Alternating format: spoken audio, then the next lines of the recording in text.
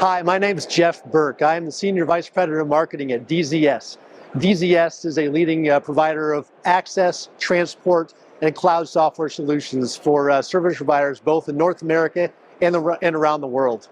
One of the questions that was posed to us here at the Fiber Connect Show 2023 was, what does fiber disrupt next? And from our perspective, obviously it disrupts a number of things, but one of the most important ones is actually the middle mile.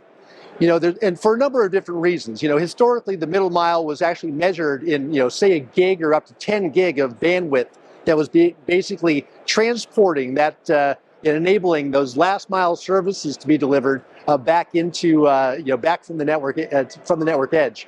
And ultimately, we see a couple of things happening. One is, as these unserved and underserved communities are actually being reached in the farthest reaches of the overall network, one of the more important aspects, not the forgotten aspects of that, is that the middle mile has to play a role in that. And as those communities are getting 10 gig PON services and beyond, right, you're put in a situation in which the middle mile has to match that. And so we actually see the middle mile ultimately being now measured in minimums of 100 gigabit, maybe 400 gigabit per second speeds, and having to reach far-flung areas of the network that it never had to be able to reach before. Why is that important? Because oftentimes now middle mile has to become hardened.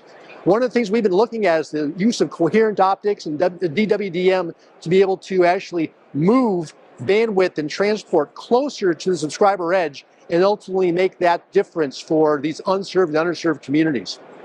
So, middle mile also, by the same token, actually, as it gets out to these far-flung places, passes a whole number of communities on its way, especially when grants are provided to do that. And what that does is open up a lot of opportunities to be able to branch off of those middle mile networks, to be able to add new services in the communities that are passed, as well as to create a much more robust infrastructure that actually raises the bar for every communication network across both North America and into other places around the world. So that would probably be the number one thing that we see actually happening at DZS in terms of fiber disruption over the course of the coming few years.